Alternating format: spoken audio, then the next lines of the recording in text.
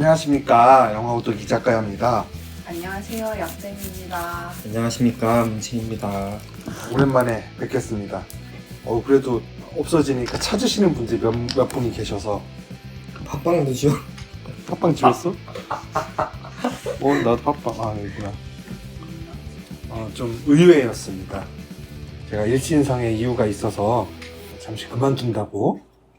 사실은 잠시 그만둘 생각은 아니었고 영영 그만두려고 했어요.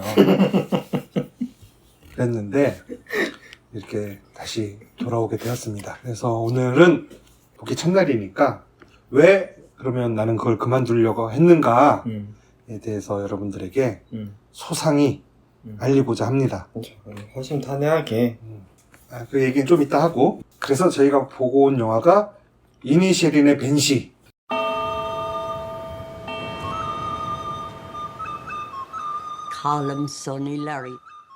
마틴 맥도나 감독, 현존하는 최고의 스토리텔러라고 평가받고 있는 마틴 맥도나 감독의 최신작이죠.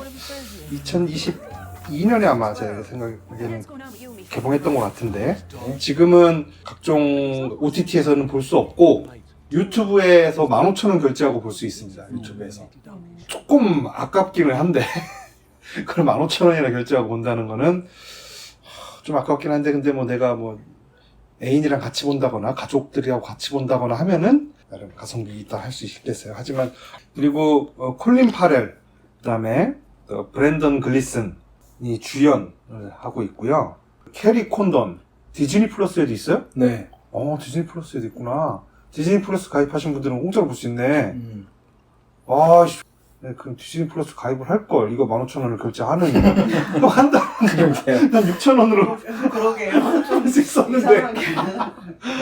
짜증나.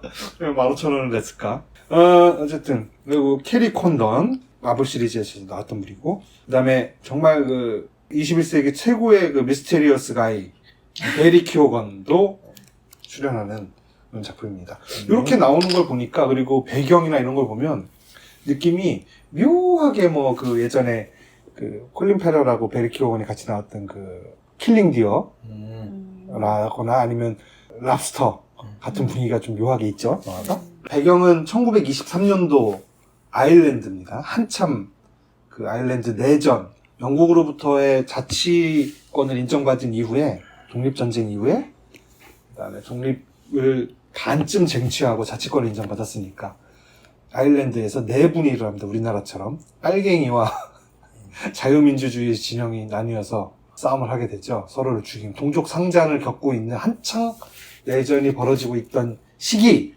이 전쟁의 화마도 닿지 않는 아일랜드의 한 매우 깡촌 시골 마을 섬이 배경입니다. 이 섬에 살고 있는 콜린 페럴, 파우릭이죠, 이름이. 파우릭과 콜름, 브랜든 글리슨이 역할을 합니다. 콜름은 서로 절친한 사이였습니다. 그런데 어느 날 영화가 시작하면서 콜름이 파우릭에게 갑자기 절교를 선언해요. 파우릭은 이유를 아무리 물어봐도 내가 잘못한 게 있냐, 아니면 네가 마음 상한 게 있냐, 아무리 이유를 물어봐도 콜름은 이유가 없다고 합니다. 다만 자기의 남은 삶을 작곡과 사색을 하면서 살고 싶다고 해요. 보내고 싶다 해요. 이 콜룸은 나이가 좀 많은 사람이 한 60대? 파우릭은 한 40대, 50대로 보여요. 절규의 이유를 알고 싶은 파우릭. 이 인생의 덧없음, 이 파우릭과 매일 수다나 떨면서 인생을 덧없이 무의미하게 보내는 것이 두려웠던 콜룸. 이 두 사람이 서로를 피하거나 찾아가면서 벌어지게 되는 잠옥극이라고 할 수 있습니다. 내용은 이렇고요. 코미디, 액션, 미스테리, 스릴러, 공포라고 볼 수 있죠. 장르를 구분하면. 그렇죠? 네. 모든 게 다 있어요. 이 영화에서 콜름이 어느 날 갑자기 절교를 선언하잖아요. 자기 절친이었던. 네. 이 마을에서 둘이 베푸고, 마을 사람, 워낙에 작은 마을이니까 마을 사람들이 다 서로 저 집에 숟가락이 몇 개 있는지 이렇게 아는 사이겠죠. 네. 20년 되니까. 네. 그렇지만 어쨌든 이 둘이 가장 절친이고 네. 유일한 친구다 정도로 얘기할 수 있었는데, 갑자기 콜룸이 절교를 선언합니다. 네. 이유는 내 절친인 파우리 음. 참 사람 좋고 성격 좋고 다정한 친구긴 한데 애 좀 멍청하고 하는 얘기라고 맨날 당나귀 똥 얘기나 하고 얘랑 매일 똑같은 시간에 똑같은 펍에 가서 그 동네 펍이 한 개 있어. 한 개. 딱 한 개 펍이 있는데 맨날 거기 오후 2시 가면 가서 파인트 한 잔씩 하면서 서로 노닥거리는 게 하루 일과였잖아요. 그 반복되는 그 지리멸렬한 삶을 견딜 수 없었던 거였잖아요. 이 콜룸이. 네. 그 무의미한 대화와 똑같은 나날들. 이게 한 12년쯤 더 반복이 되면 자기는 이제 죽고 없어질 건데 그러면 대체 내 인생이 이 세상에 남긴 게 뭐가 될까? 뭐가 남는지 너무 무의미하다라는 어떤 우울한 감정에 빠져 있는 거잖아요. 네. 그래서 제가 선언을 했었던 겁니다. 그만. 이런 사람은 좋은데 오늘 그럼 왜 집합시키신 거예요? 이 영화를 보고 깨달았어. 아니 그 얘기를 내가 어디 해줘야 손가락 되겠다. 어디 다 온 거 아니에요? 이 영화를 보고 아 그래 그런 어떤 이런 바보들하고 하나하나 한 얘기 이 의미도 없는 얘기 이거 하면서 내 인생 축내고 있으면 뭐하나 이런 생각을 했다가 그래 사실 세상을 유지하는 건 다정함이다.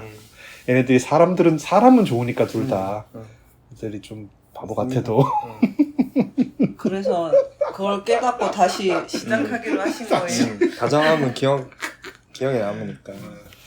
자 보십시오. 여기서는 그래서 결국에는 둘이 화해를 못하고 사단이 나잖아요. 그래서 파국은 막아야겠다는 생각이 들었어요. 그래서 제가 이거를 그만둔 걸 선언했던 그 이유와 다시 돌아온 이유가 고스란히 이 영화에 담겨 있습니다. 아, 너희들에게도 이걸 보라고 추천하고 싶었고 우리 청취자분들도 아직도 듣고 계시다면 이거를 한번 봐주셨으면 좋겠다라는 생각으로 말씀. 근데 영화는 좀 지루하죠. 초반엔 좀 지루하다가 약간 재미를 붙이기 시작한 시점부터는 재밌어지더라고요. 손가락 자를 때부터 한 그쯤인가요? 네, 그래서 초반에는 뭐지? 지금 끝날 때까지 저럴 건가? 계속 싸우기만 할 건가? 둘이서 그랬는데 어느 순간 이렇게 갈등이 고조되면서 이게 뭐라고? 막 그런 심정이 들더라고요. 많은 분들이 네. 그 초반에는 재밌었다. 그러니까 어떤 진짜 블랙 코미디 같은 게 막 기대가 되니까. 근데 손가락 자르는 장면이 손가락 자르는 장면이 나오진 않지만 자르는 사건이 일어난 그 순간부터 너무 실망을 했다는 의견이 많더라고요. 아 그래요? 반대네요. 아니 블랙 코미디 다 어디 가고 왜 갑자기 고어로 가냐 해가지고 싫대. 근데 사실 그렇게 큰 고어는 아니야. 그게 그렇죠. 선정적으로 그 연출하진 않았어요. 그런 장면들을. 그렇죠. 그렇긴 한데 손가락도 잘린 손가락도 왜 이렇게 두꺼워. 독일 소세지 같은.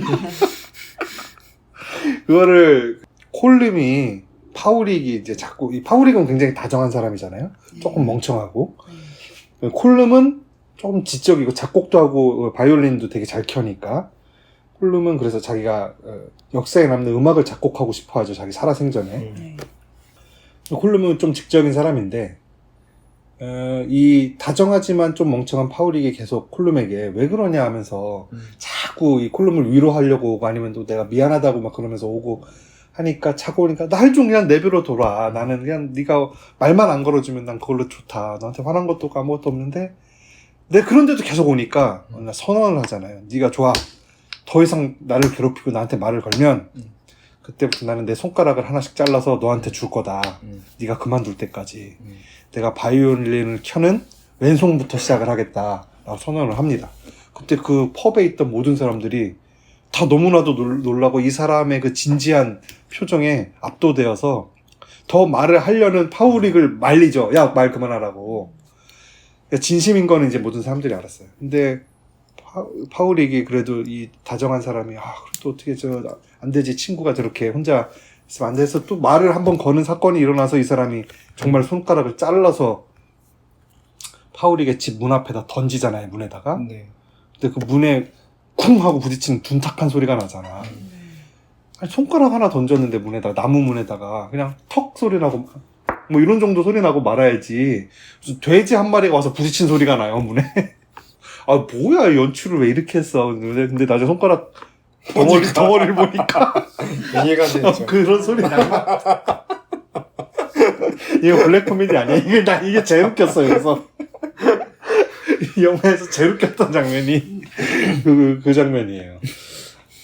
그런 사이가 됐습니다. 나는 이거 보면서 이 해석은 되게 많은데 뭐 아일랜드의 내전을 은유한 것이다라는 얘기도 있고, 그래서 동족 상잔, 절친한 친구였으니까 동족이라고 보는 거죠. 동족 상잔, 그리고 너무나도 허무한 이유로, 아무것도 아닌 이유로 서로를 죽이려고 달려드는 그 상황, 그리고 그런 상황을 견디지 못하고 피해를 입는 그 젊은이들, 이 주인공의 여동생이라든지 베리 키오건, 도미닉 캐릭터가 이제 그런 식으로 희생되는 사람들이다. 뭐 이제 뭐 그런 식의 은유를 했다는 얘기가 많이 있는데 저는 그건 잘 모르겠고, 제가 여자친구들이랑 헤어지는 그런 과정을 보는 것 같더라고요.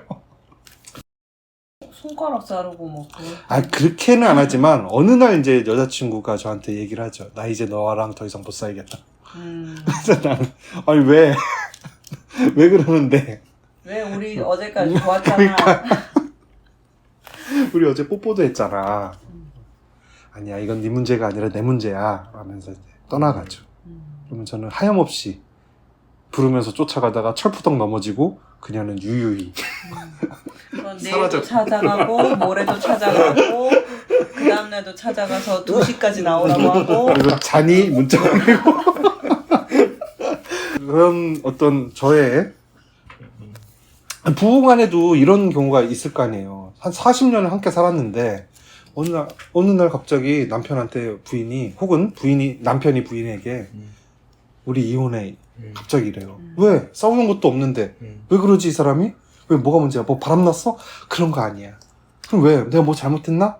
아니야. 당신은 나한테 그동안 충실했고 너무 잘해줬어. 근데 대체 왜 그래? 했는데 뭐 어떤 이유가 있는 거잖아요. 그 상대한테는 설득할 수 없는. 지금 그런 위기를 겪고 있는 거 아니에요, 약쟁이? 저요? 그 남편이 갑자기 운동 시작했다며. 내가 문제가 아니라 남편이 문제네.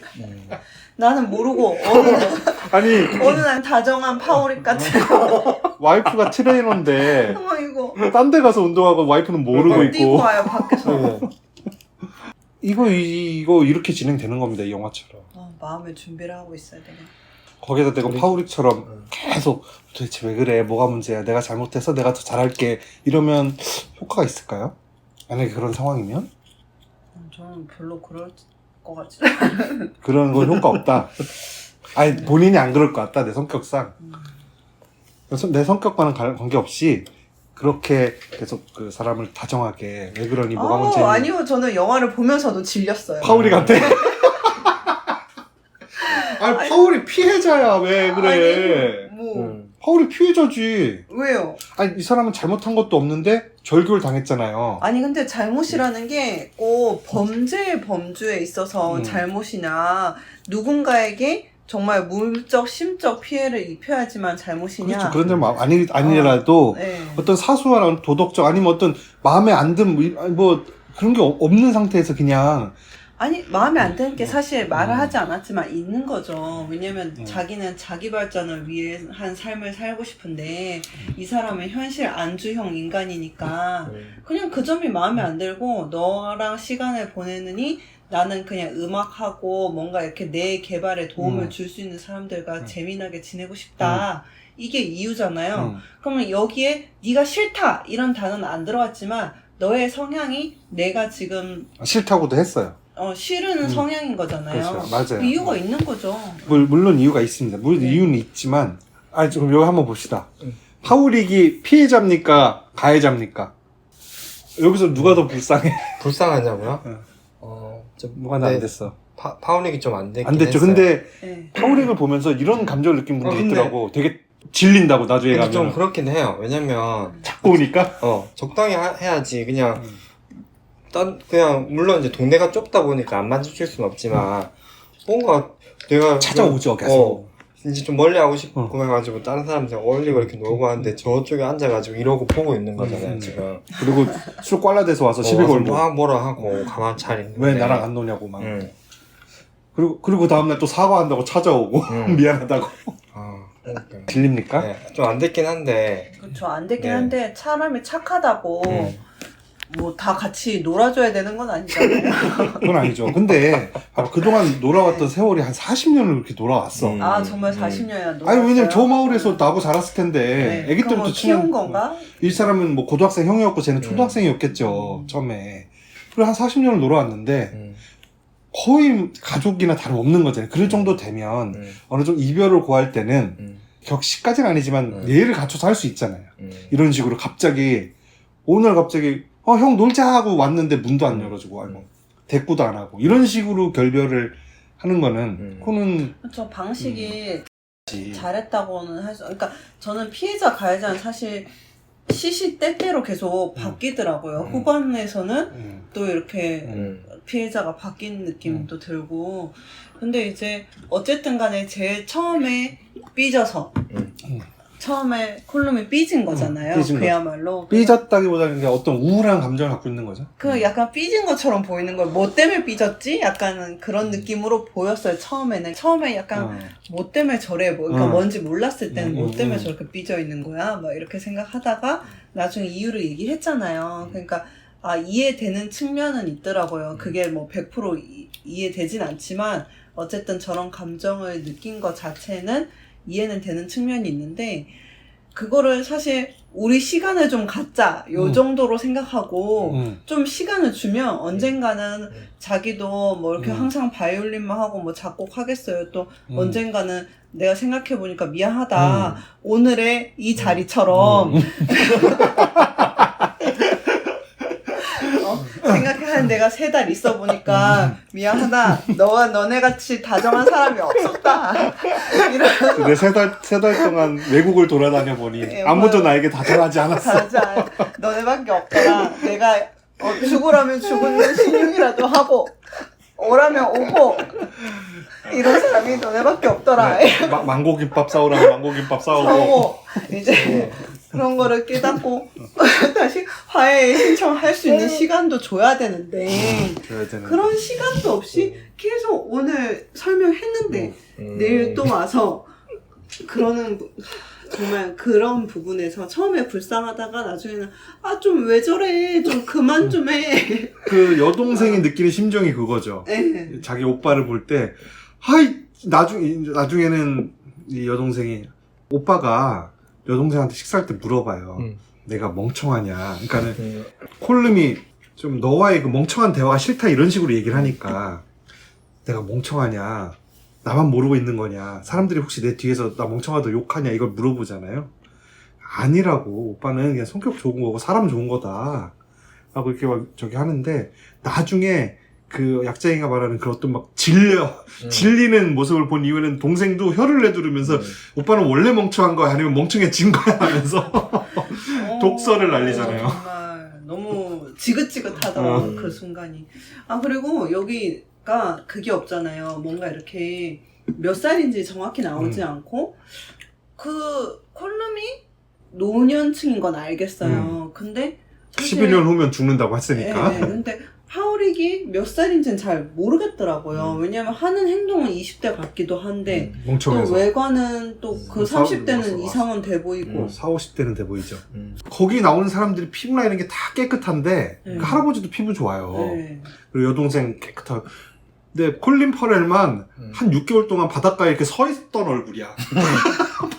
그 바닷바람과 그 햇볕에 매일 술 먹어서 그럴까요? 그 얼굴이 이거 참 연기 대단해. 또 이제 또 다른 친구로 나오는 도미닉도 도미닉. 몇 살인지 걔는 어려 소년이라고 보이는데, 하니까. 네, 거의 그냥 20대 초반이나 뭐 이렇게 좀 돼 보여요. 보이는데 다 그냥 뭔가 이렇게 친하게 지내는데 이 와중에 결혼을 했다든지 결혼을 할 과정인 연애를 한다든지 이런 사람들은 외부에 있는지 모르겠지만 현재 이 주요 인물들 사이에서는 없잖아요. 가정이 안 나오죠. 가정이 안 네, 되죠. 여동생도 마찬가지고 여동생도 몇 살인지는 모르겠어요. 근데 육지에 나가서 그 꿈을 펼치고 싶은 마음이 있는데 오빠가 걱정이 돼서 나가지 못하고 있는 근데 오빠가 그렇게 보살핌이 필요한 나이나 뭐 지능이나 이런 것 같지도 않은데 그런데 그래 보이죠. 약간. 네, 약간 왜냐면은 여기서 유일하게 저기 가족과 같이 사는 사람은 주인공인 콜린 페럴 파우릭하고 그다음에 베리키오건 도미닉이거든요. 네. 도미닉은 아빠랑 살고 파우릭은 여동생이랑 살잖아요. 네. 아버지는 강력한 공권력을 갖고 있는 사람이잖아요. 이 마을의 어떤 권력자, 경찰이니까 유일한 경찰. 이 도미닉이 마을에서는 동네 바보로 통하는 애잖아요. 동네 바보. 네. 근데 이 영화에서 수많은 그 장면이나 대사에 도미닉보다 파우릭이 더 바보라는 것을 계속 암시해요. 어떤 점이? 예를 들어서 그 도미닉이 파우릭네 집에 와서 하룻밤 자면서 식사하던 때가 있어요. 그래서 막 이렇게 막 누나한테 이상한 그 진짜 눈치 없는 질문을 막 한단 말이에요. 얘가. 그러니까 누나가 여동생이 빡이 돌죠. 네. 파우릭의 여동생이. 그래갖고 막 쏴붙여요. 이 도미닉을. 그러니까 도미닉이 전곡을 찔렀네를 전곡이란 말을 그 불어로 한단 말이에요. 그러니까는 파우릭이 못 알아들어요. 그러니까 얘가 그거를 그 프랑스어고 뭐 이런 거 관역의 정중앙이란 뜻이다 이거를 설명을 했던 장면이 있어요. 도미닉도 알고 여동생도 알아 그 말을. 파우릭만 몰라. 상황이 되게 멋쓰하고 그게 좀 웃기던데요. 이거 파우릭이 계속 고민하잖아. 그러니까는 도미닉 옆에서 그 위로를 해주면서 이렇게 저렇게 하는데 뭐 예를 들어서 왜 콜룸은 왜 저러냐 12살짜리도 아니고 왜 저러냐부터 시작해서 뭐 콜룸 뭐 아까 보니까는 당신한테 그리운 기색 하나도 없고 아주 후련한 표정으로 연주하고 놀고 있던데 신나게 그러니까 다 알고 있어. 도미닉은 다 정확하게 파악을 하고 있어요 상황을. 파우릭만 몰라. 그러니까는 이 동네에서 사실은 파우릭이 제일 바보야. 그러니까 동생이 못 떠나는 거예요. 그리고 육지에서 편지가 왔을 때도 그 동네에 호사가인 그 어떤 상점, 네. 그 상점으로 이제 무편물이 모이니까 그 상점의 아줌마가 이미 뜯어봤죠. 네. 존나 웃기지. 그러고서 이제 그 여자가 마치 내용 안 본 것처럼 이렇게 하고 있다가 그 여자가 이걸 편지를 읽고 조금 상기된 표정으로 나가니까 네가 가면 네 오빠 어떡하라고 그러잖아요. 그러니까 이 사람들도 알고 있어. 쟤 혼자 사는 좀 힘든 애다라는 걸 그런 식으로 좀 어떤 은유가 깔려 있어요.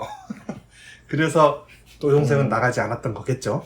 그래서 더 집착을 하나. 왜냐면 다른 친구가 없어서 사실 이 사람 안 놀아주면 딴 사람이랑 놀면 되잖아요. 그러니까 바보니까 안 놀아주지. 그런가 봐요. 그래서 유일하게 친구였는데 왜냐면 그 콜룸은 다정한 사람이었기 때문에 과거에. 과거에 그래서 이 성격 좋고 다정한 하지만 덜 떨어진 파우릭하고 절친이 돼줬던 거예요. 그렇게 40년 놀다 보니까 나도 바보 되는 것 같고 아이씨 진짜 내가 이거를 내가 뭐하러 이거 계속 일주일에 한 번씩 시간 내가지고 와서 이것들하고 하는 회한이 들어오니까 얘가 그만둔 거지. 진짜 40년 동안 그러면은 진짜 그럼 그럴만 손가락 해. 자를만 네, 제발 그렇게까지 오지 해서 말라고. 의지를 보여줬는데 그럼에도 불구하고 또 근데 그 그 40년이 손가락을 들고 와 막 또 막 찾아와 막. 그러니까 막 너무 좀 그만해 막 동생처럼 오빠 제발 그만해. 이 지긋지긋한 거 다 이상 더 이상 못 보겠어 떠나잖아 동생도. 저는 진짜 이 여동생에 이입해서 봤어요. 보면 정말 주요 인물들 중 누구에게 이입하게 되잖아요. 근데 진짜 나중에는 여동생에 이입하게 되더라고요. 둘 다 왜 저래? 막 이런 생각 들면서. 이게 이제 영화가 시작할 때 40년 동안 돌봐준 다음부터 시작하는데 어떻게 보면 그 전에도 이 사람이 파우릭한테 좀 오지 말라고 몇 번 얘기를 몇 번 했어. 얘기했을 수도 있겠다는 생각이 들어요. 저 처음에 그 딱 뒤돌아 앉아가지고 했던 게 돌려서 계속 모르다가 하다가 보면 또 이제 걔도 돌봐주고 뭐도 하니까 착해 보이니까 또 한번 얘기했다가 얘기 말 거니까 또 막 이렇게 얘기가 커지고 계속 그렇게 왔다 갔다 하다가 이제 진짜 늙어서 죽을 때 되니까 진짜 큰일 났다 싶어. 더 이상은 안 되겠다. 라고 그런 위기가 들을 수 있었겠죠. 그 황혼 이혼하는 사람들도 그런 위기가 들어서 한 거 아니겠어요? 내가 이 사람하고 젊은 시절에 뭣도 모르고 그냥 결혼해서 애 낳고 애 키우고 막 정신없이 살고 막 하다 보니까 다 이제 시집장가 보내고 이제 또 그 손자들까지도 이제 어느 정도 좀 이제 커서 애들이 생활이 좀 편해진 것 같으니까 아이고 이제 돌아보니 이제 나는 뭐가 남았나. 온몸이 그냥 다 쪼글쪼글하고 다 아프고 옆에 있는 이 사람하고는 어떻게 평생 앞만 보고 뛰어오긴 했는데 뭐, 하나부터 열까지 공감할 수 있는 것도 하나도 없고 뭐 아이고야. 그래서 이제 황혼이혼 하는 거 아니겠습니까? 갑자기 한번 오늘 들어가서 얘기 좀 한번 해보세요. 왜 갑자기 우리 집 운동하냐고. 놔두고 왜 딴 데 가서 운동하고 오냐. 그런 거 아닐까요? 운전은 남편한테 배우지 말라 뭐 이런 것처럼 운동도 이건 전문가잖아요. 그거 가르쳐준 전문가. 운전도 뭐 다르지. 그런가요? 내가 수술할 일이 있으면 우리 집 식구한테 맡기겠죠. 만약에 외과 수술해야 되는데 우리 식구가 외과 의사다. 그럼 그 사람한테 맡기지 않을까? 아닐까? 심각한 거 아니면. 심각한 거 아니야? 심각한 건 또 안 됩니까? 근데 그거 못 맞죠. 아 그래요? 내가 좀 후달려서 안 돼요? 네, 내가 이렇게 해야 된다. 베리 키오건이 마지막에 이제 사망하는 걸로 나오는데 네. 네. 어떻게 봐요? 그 파우릭이 본토로 꿈을 펼치기 위해서 떠난 동생에게 편지를 쓰잖아요. 네. 거기에 이제 자기 마을 소식을 전하면서 음. 도미닉이 실족사로 죽었다라는 음. 걸 이렇게 얘기를 하는데 실족사였을까? 자살이지 않을까요? 자살이겠지? 이렇게 고백을 하고 그날 그렇게 된 거예요. 차이날은 있었고 네. 동생이 떠나갈 때 떠나가는 배에서 저 절벽을 보는데 오빠가 와서 손을 들잖아요. 네네네. 그때 저 밑에 포커스가 나간 저 화면 구석에 음. 어떤 사람이 같이 와서 이렇게 또 서 있어요. 저 멀리에 그 절벽에. 그냥 거기서 뛰어내렸다고 봐. 저 할머니 아니었어요. 누군지 안 나와요. 실루엣만 포커스가 나간 실루엣만 이렇게 나오는데 저도 나는 할머니인 그 줄 죽음- 알았는데 나중에 도미닉이었을까 하는 생각을 하긴 했어요. 도미닉도 다정한 사람이잖아요. 네. 그래도 이 마을에선 자기한테 제일 다정하게 해주던 파우릭도 사실은 다정한 사람이 아니고 나중에 어떤 파우릭이 꾸민 계략에 대해서 알고 실망하잖아요. 그리고 자기가 좋아했던 나한테 다상하게 대해주길 바랬던 파우릭의 여동생은 내가 고백하자마자 야 떠나가네. 아예 이 동네를 뜨네. 그래가지고 충격을 받았을 거 아니야. 그래서 충분히 맨날 아버지한테 성추행 당하면서 두드려 맞아가면서 버티고 살고 있었는데 그런 다정함들이 다 없어졌다고 생각하니까 얘가 자살한 게 아닐까 그런 생각도 들고요. 그래서 이 마을에는 더 이상 자상한 사람들이 남지 않게 되었다. 결국에는 파우릭도 어떤 계기에 의해서 이제 콜름을 진정으로 증오하게 되죠. 네. 콜름은 원래부터 얘 이제 피하고 싶었으니까 다정함을 진작에 포기한 사람이고 그래서 그 마을에는 결국엔 다정함이랑 남지 않게 돼요. 결국엔 죽음만 남게 돼요. 그 아일랜드의 그때 당시 상황이 뭐 그랬겠죠. 내전을 일으키며 서로 동족상자를 하면서 다정함, 뭐 인간성 이런 것들은 다 없어지고 결국엔 죽음만 남게 되는 뭐 그런 상황을 이렇게 은유해서 묘사했다는 것 같아요. 그래서 저도 여기 돌아오지 않으면 결국엔 우리는 죽음밖에 남지 않겠구나 라는 생각이 들었습니다. 제가 그 카톡으로 계속 보자고 한 거 짜증났겠네요. 다시 하자고 했던 거? 답장 안 하잖아. 내가 답장 안 했잖아. 알겠다 이제. 아 그랬네. 근데 그 어떻게 사회생활을 할 때 사회생활 하다 보면은 진짜 뭐 김 과장 진짜 사람 좋아 하는 거 있잖아요. 그런 사람들 좋아요? 그런 말을 하는 사람들? 아니면 그런 그 대상이- 대상 그 김간호사가 사람 진짜 좋아. 근데 그 김간호사 좋냐 이거야. 예를 들어서 김간호사라는 사람이 있다면 보통은 좀 안 좋은 사람한테 그런 표현을 많이 하기 때문에 그 돌려가기 같은 말이다 이거지. 네. 아니요, 좋은 사람한테 좋다고 얘기하긴 하는데 무던하게 뭐 이렇게 특별히 시키는 대로 잘 하고 잘 받아주고 이런 사람한테 사람 참 좋아 막 얘기를 하기는 하죠. 근데 그렇다고 해서 그 좋은 사람이 나랑 맞는다는 법은 또 없으니까. 보통은 저랑은 잘 안 맞았던 것 같습니다. 그렇죠. 그리고 보통 이제 사회에서 사람을 칭찬할 땐 그 사람이 진짜 뭐 괜찮은 면이 있으면 그걸 칭찬하지. 예를 들어서 그 사람이 진짜 일 하나는 똑부러지게 한다든가 아니면 뭐 그 사람이 뭐 돈 관리 이런 건 진짜 잘해 라든지 아니면 계획이나 이런 건 협의는 진짜 그 사람이 잘해 김 과장은 진짜 사람 좋아. 그런 분들은 협의 잘 못하고 일 잘 못하고 말하는 그런 장점이 진짜 없는 사람을 사람 좋다고 하는 것 같아요. 그렇게 되죠. 그런데 3개월 동안 세계 각국을 돌아다니면서 그 나라에서 가장 인기 있는 데이팅 앱을 다 한 번씩 해봤거든요. 깔아봤거든요. 네. 원하는 이상형을 써놨을 거 아니야. 다 공통적으로 들어가는 게 착하고 진실된 사람을 찾는데 사람 좋은 사람. 네. 그거 주관식으로 쓰는 거야 아니면 객관식인 거예요? 객관식으로 쓰는 거. 그러니까 말은 단어는 다 다른 단어를 썼지만 취지는 그런 취지야. 사람 좋은 사람을 찾는다는 취지예요. 근데 사람 좋은 사람이 정말 좋아요? 이성을 만날 때? 근데 그거랑은 좀 데이팅 앱에서 말하는 사람 좋은 사람이랑 좀 달라요? 우리가 일상에서 말하는 사람 좋은 사람이랑은 좀 다른 것 같아요. 왜냐면 데이팅 앱에서 말하는 아마 그 진실되고 뭐 어쩌고 이런 거는 그냥 원나잇 하러 나오는 게 아니라 지속적인 진지하게 만날 사람을 찾는다 뭐 요런 의미나 아니면 너는 남자를 볼 때 뭘 보니 뭐 성격을 보니 뭐 이렇게 능력을 보니 뭐 이렇게 부모님을 보니 외모를 보니 뭐 이런 것처럼 할 때 나는 성격이 중요해 라고 하는 것처럼 거기서 이제 성격을 보겠다 이거지 진짜로 뭐 이렇게 도덕적으로 훌륭하고 뭐 누구에게나 허허하고 이걸 보겠다는 의미는 아닐 것 그러면은 같아요. 듣고 보니까 그 말이 맞는 것 같아요. 좋은 사람이라는 거에 좋은 사람을 찾는다는 거에는 나한테 좋은 사람을 찾는다는 것 같은데 네. 그러면 정말 이제 도덕적으로 좋은 사람이 있으면 도덕적으로 훌륭한 사람이 있으면 그 사람이 연애 상대로 좋아요? 나빠요?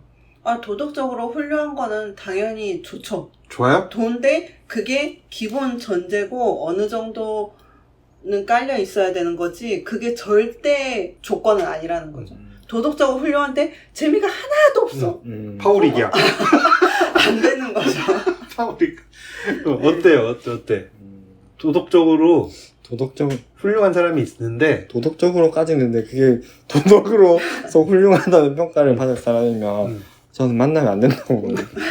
나로 인해서 더럽혀질까봐? 그것도 그렇고 이게 뭐 연애 같은 경우는 뭔가 매력이 있어야 되는데 매력이라는 게 뭐 도덕으로서 뭘 잘 지키고 이런 데서 매력이 사실 잘 못 느낄 것 같고요. 그럼 안 지킬 땐 매력이 있어요. 그렇죠. 왜냐면 무단횡단 그래서 집에다가 애기 손잡고 그렇게 무단횡단한다며. 매력적으로 발산하고요. 보이려고. 매력이라는 게 안 그럴 것 같은 사람이 이런 짓을 할 때 약간 귀엽고 뭐 이런 의외성 이런 걸 보는 건데 사람이 한결같고 뭐든지 뭔가 규칙을 잘 지키고 남한테 피해 안 주고 자기 절제하고 이런 사람이면은 재미가 없을 거라고 생각해요. 그리고 도덕적으로 훌륭한 사람은 재미가 없다. 그러면 엄청 재미나게 이명박처럼 이쪽에서도 팡 이쪽에서도 팡 그럼요. 그런 사람은 싫지만 네. 못생기고 싫지만 매력은 있잖아요. 그러니까 저기서 아주 큰 일을 하고 대통령도 되고 4대강 사업도 하고 그랬으니까 차라리 연애 상대라면은 아주 막 흉악한 범죄자가 아니라면은 이렇게 도덕적으로 훌륭한 사람은 멀리 해야 된다. 연애 상대 아니고 배우자로는요? 통합해서 네, 얘기한 거겠죠. 배우자도 그렇다고 배우자도요? 봅니다. 네. 맨날 왜냐면 이렇게 검찰에 불려가지고 그거는 좀 너무 극단적인 가정이고 어쨌든 김영방이요. 어쨌든 도덕적으로 훌륭한 거는 연애 시장에서 별다른 어필을 메리트가 못한다라는 거잖아요. 저는 적당히는 그래도 지켰으면 좋겠어요. 적당히. 저는 옛날에도 제가 왜 이명박 얘기를 했냐면 한번 고민을 해봤던 거 아니에요? 고민이 아니라 저 와이프는 안 창피한가?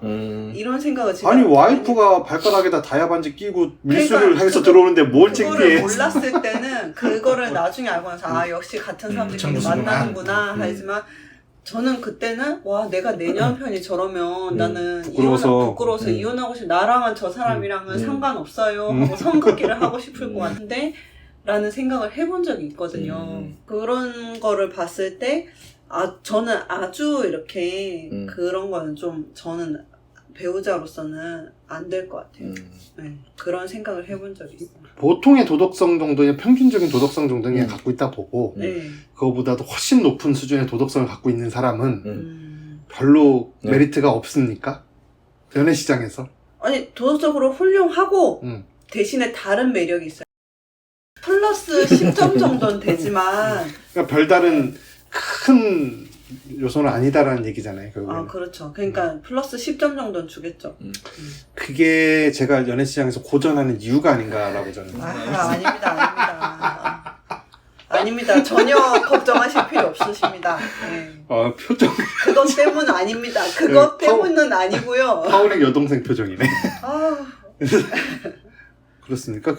그러면 업적. 여기 있는 업적을 이루고 싶은 사람하고 다정한 사람하고 두 중심 캐릭터가 있잖아요. 네. 큰 업적을 이룬 사람이 있어요. 음. 다정하진 않아.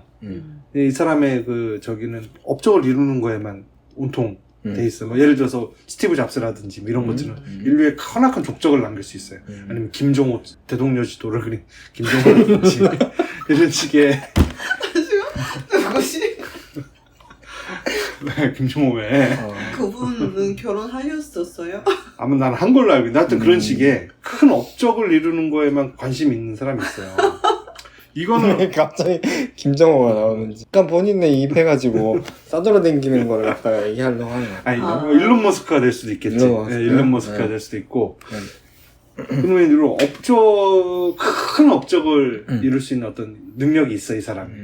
그럼 이거는 연애 시장에서 어느 정도의 가산점이 됩니까 이거는? 그것도 뭐 10점 정도 되지 않아요? 그것도 얼마 안 돼. 네. 그러면 나한테 뭐 그냥 다른 건 다 평범하고 나한테 자상하고 나한테 잘해주고 가족 최우선으로 알고 이런 사람은 좀 크게 가산점이 됩니까? 파울이가 아닐까 그러면. 아니, 파울이 그렇다기보다는 어떤 게 또 그냥 새로운 아니, 파워링은 아닌 거죠. 파워링은 재미가 없지만 여기는 나한테 재미있게 해주고 재밌게도 해줘. 재밌게도 해주고 네. 저기 유재석처럼 재밌게 못 해주지만 그냥 뭐 평범한 사람들 중에서는 재밌다 할 만큼 재밌게 해주고 가족한테 잘하고. 그런 거는 플러스 한 20점 정도는 돼요. 아, 그거밖에 안 돼요? 그럼 뭐가 한 50점짜리는 50점, 60점, 50점 50점짜리 이런 거 없어요? 얼굴이 50점. 아니 맞지. 네. 네, 근데 그렇겠네요. 데이터는 뭐 인생의 무기 거기서도 나왔었잖아요. 나왔어. 맞죠? 메모가 좋으면 네. 하트를 받을 확률이 기하급수적으로 올라간다. 그러니까 네. 그런 게 합쳐져서 100점 냈네 우연히 그렇게 되는 우연히? 거죠. 예. 어? 그렇게 되는 거죠. 50, 10, 그러면 그래서 그 고전하는 이유가 고전한 이유가 여기서 나왔습니다. 50점짜리. 50점짜리가 네. 50점짜리에서 5점밖에 못 받아서 아무리 노력을 해도 다른 걸로. 국영수를 못해서 지금 정치 경제에서 만점 받았는데 그렇죠. 한문 만점 받고 네, 그렇습니다. 근데 국영수를 못해서 그러면 큰 업적을 이룰 수 있는 사람은 연애시장에서 이렇게 별로야. 그리고 대단한 도덕성을 가진 사람도 연애시장에서는 별로야. 그러면 이 문명이 어떻게 유지가 되죠? 우리가 사는 문명은 업적들의 어떤 결과물이잖아. 이거는 다 큰 업적들의. 이거 아이폰 지금 쓰고 있는 것도 마찬가지고. 근데 스티브 잡스가 아이폰 만들고 연애를 한 게 아니기 때문에 아마 스티브 연애하기 잡스 전에 다정하실걸요? 아, 참 그런 생각을 잠깐 해봤습니다. 네. 이런 사람들은 연애시장에서 이렇게 인기가 없는데 뭐 그렇다고 이런 사람들이 연애 못하는 건 아니겠지만 다정하실 것 같은데요? 저도 김정우도. 다정해요. 저도 다정합니다. 다정한 나 걸 기분 좋을 알고 있습니다. 때는. 네. 기분 좋을 땐 다 다정하죠. 아무튼 뭐 그렇게 해서 오늘의 지난 3개월 동안의 저를 한번 돌이켜 보게 된 영화. 네. 이거를 한 달 전에 봤거든요. 네. 한 달 전쯤 됐나? 그때 봤고 어떤 띵 하고 이렇게 깨우치는 깨닫는 바가 뭐가 좀 생겨서 한번 다시 보고 이야기를 나누게 됐습니다. 이번 시간 이렇게 마치고 다음 시간에는 여행 중에 있었던 재미난 얘기 조금씩 하면서 네. 다른 영화 보고 한번 다시 오겠습니다. 맞습니다. 기대하고 있겠습니다. 이 작가였습니다. 약쟁이였습니다. 네, 움직이었습니다.